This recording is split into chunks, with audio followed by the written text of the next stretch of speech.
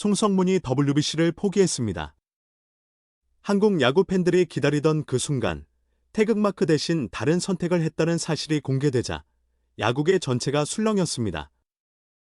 왜 그는 세계야구 클래식, 즉 WBC 무대를 포기했을까요?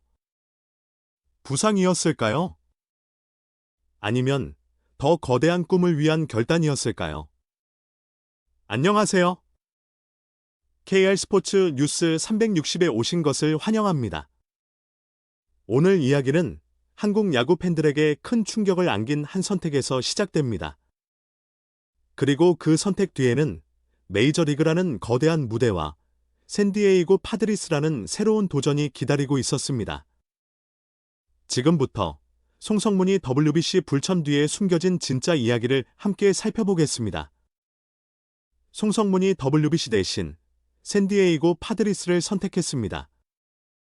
그리고 그 선택이 옳았다는 듯 이후 상황은 빠르게 전개되었습니다. 2026년 1월 19일 한국야구위원회, 즉 KBO 리그 사무국은 조용하지만 한국 야구 전체를 흔드는 충격적인 발표를 내놓았습니다. 김하성과 함께 대표팀 내야의 핵심 전력이었던 송성문이 2026년 월드 베이스볼 클래식 WBC 대표팀에서 최종 이탈한다는 소식이었습니다. 두 선수 모두 표면적인 이유는 부상이었습니다. 김하성의 경우 이미 수술과 재활이라는 길고 힘든 과정을 거치고 있었기 때문에 어느 정도 예상된 상황이었습니다. 하지만 송성문의 경우는 달랐습니다. 훨씬 더 당혹스럽고 또 안타까운 사례로 분류되었습니다. 1월에 차가운 공기가 감돌던 한국에서 그는 홀로 배팅 훈련에 집중하고 있었습니다. 그러던 중 복삭은 부상을 당하고 말았습니다.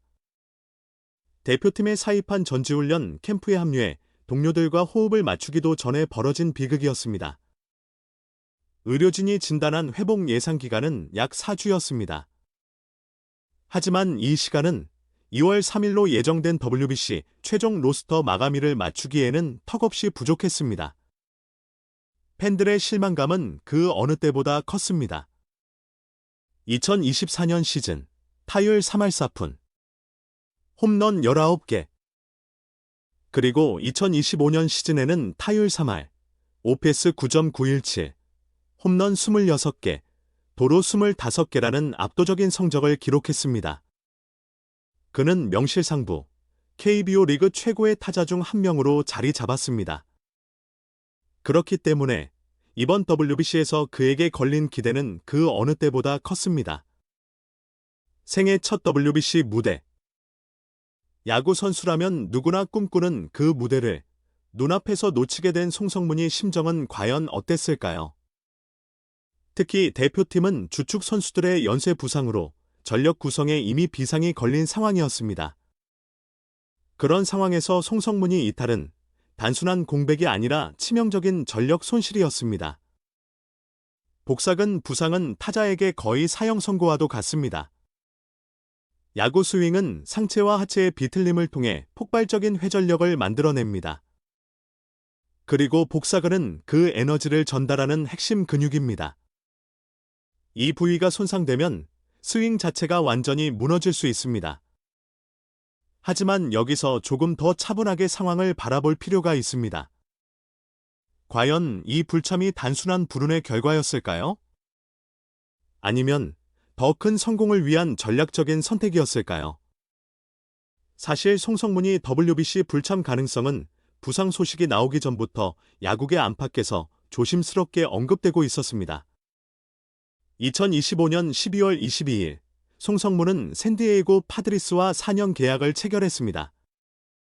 총액 1,500만 달러. 이 계약으로 그는 메이저리그 데뷔라는 인생 최대의 도전을 확정지었습니다. 공교롭게도 WBC 대회는 메이저리그 스프링 캠프가 시작되는 3월에 열립니다. 새로운 리그, 낯선 환경, 그리고 치열한 경쟁. 신입 선수에게 시즌 직전 국제대회 참가는 언제나 양날의 검입니다. 2024년 시즌이 끝난 뒤 그는 키움 히어로즈의 지원 아래 포스팅 시스템을 거쳤습니다. 여러 구단과의 협상 끝에 결국 샌디에이고 파드리스의 유니폼을 입게 되었습니다. 이 과정에서 김하성의 조언이 결정적인 역할을 했다는 사실은 이미 잘 알려져 있습니다. 29살 그의 나이를 고려하면 선수 인생의 정점은 바로 지금입니다. 군 복무로 인한 공백을 이미 겪은 상황에서 지금 이 시기가 가장 중요한 순간이었습니다. 그래서 2026년의 봄은 국가대표의 영광보다 메이저리그에서의 생존과 적응이 더 절박한 과제였을지도 모릅니다. 부상 이후 샌디에이고 파드리스의 대응은 매우 신중했습니다. 그들은 송성문을 무리하게 실전에 투입하지 않았습니다. 그의 첫 라이브 배팅 훈련은 2월 20일이 되어서야 진행되었습니다. 마이크 실트 감독은 선수의 완전한 회복을 최우선으로 두었습니다. 그리고 단계적인 복귀 계획을 지시했습니다. 2월 23일 미러키 브루어스와의 시범 경기에서 송성문은 처음으로 실전 타석에 들어섰습니다. 그 순간 흥미로운 장면이 포착되었습니다. 페르난도 타티스 주니어와 밝게 웃으며 대화를 나누는 모습이었습니다. 부상에 대한 걱정도 낯선 환경에 대한 긴장도 보이지 않았습니다. 오히려 동료들과의 유대감이 빠르게 형성되고 있다는 신호처럼 보였습니다. 공교롭게도 팀의 핵심 선수인 매니 마차도와 젠더 보가치가 WBC 참가를 위해 팀을 떠난 시점이 송성문에게는 또 다른 기회가 되었습니다. 그들이 없는 동안 송성문은 더 많은 출전 시간을 얻었습니다. 그리고 코칭 스태프의 집중적인 관심도 받게 되었습니다. 이 시간은 송성문에게 단순한 공백이 아니라 값진 기회가 되었습니다. 마이크 실트 감독은 그를 단순히 한 포지션에 묶어두지 않았습니다. 오히려 더 넓은 가능성을 시험하기 시작했습니다. 원래 그의 주 포지션은 3루수입니다. 하지만 스프링 캠프에서 송성문은 새로운 역할을 부여받았습니다. 3루뿐만 아니라 유격수 훈련에도 투입되기 시작했습니다. 흥미로운 점은 이 유격수 수비가 중학교 시절 이후 거의 처음이라는 사실이었습니다. 하지만 거기서 끝이 아니었습니다. 그는 좌익수 훈련까지 함께 진행했습니다. 외야 경험이 거의 없는 선수에게는 상당히 도전적인 시도였습니다. 그러나 파드리스 코칭 스태프의 생각은 명확했습니다. 송성문이 활용 가치를 극대화하는 것이었습니다. 만약 그가 WBC에 참가했다면 어땠을까요? 대표팀 일정 때문에 이 모든 훈련과 적응의 시간을 가질 수 없었을 가능성이 큽니다. 결국 이 스프링 캠프 기간은 송성문에게 메이저리그 환경에 완전히 적응할 수 있는 소중한 시간이 되었습니다. 현재 여러 데이터 분석 시스템은 송성문이 데뷔 시즌을 비교적 보수적으로 전망했습니다. 예상 출전 경기 수는 약 86경기. 예상 타율은 2할 4푼대. 그리고 벤치 멤버 수준의 기여도를 예상하는 수치들이 여러 분석 사이트에서 제시되었습니다. 하지만 이런 통계는 언제나 한계를 가집니다. 특히 KBO 리그 성적을 메이저리그에 그대로 대입하는 과정에서는 수많은 변수들이 존재합니다. 그리고 무엇보다 송성문이라는 선수의 진짜 가치는 단순한 타율이나 홈런 숫자로 설명되지 않습니다. 샌디에이고 파드리스가 그에게 투자한 금액은 1,500만 달러입니다. 결코 작은 금액이 아닙니다. 이 돈을 들여 단순한 백업 선수만 영입했을까요? 그럴 가능성은 매우 낮습니다. 파드리스의 단장 AJ 프렐러는 한국 야구 시장에 대해 깊은 이해를 가진 인물로 유명합니다. 그리고 이미 김하성을 메이저리그 최고의 수비형 내야수, 즉 골드글러브급 선수로 성장시킨 경험이 있습니다. 그렇다면 파드리스가 송성문에게 기대하는 역할은 무엇일까요? 답은 비교적 명확합니다. 내야와 외야를 모두 오갈 수 있는 유틸리티 능력. 그리고 필요할 때 결정적인 한 방을 터뜨릴 수 있는 장타력입니다. 현대 야구에서 여러 포지션을 소화할 수 있는 선수는 단순한 백업이 아닙니다. 팀 전체 운영을 유연하게 만들어주는 전략 자산입니다. 특히 부상이 잦은 현대 메이저리그 환경에서는 이런 선수의 가치가 점점 더 높아지고 있습니다. 송성문은 무려 5개 포지션을 소화할 가능성이 있습니다. 3루수, 유격수, 2루수, 좌익수, 그리고 상황에 따라 지명타자까지.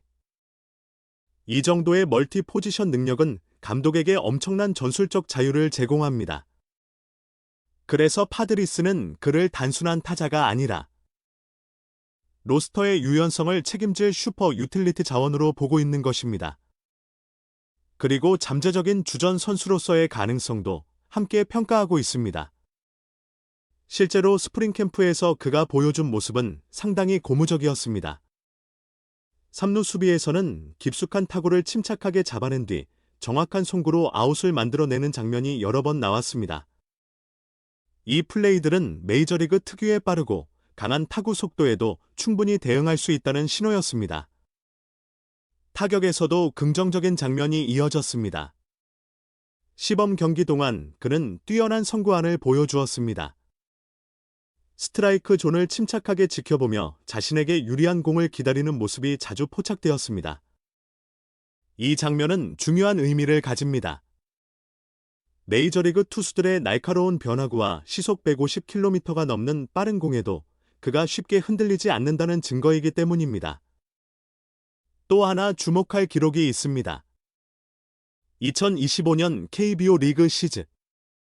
그는 도루 25개를 기록했습니다. 이 기록은 그가 단순히 힘있는 타자가 아니라 기동력까지 갖춘 선수라는 사실을 보여줍니다.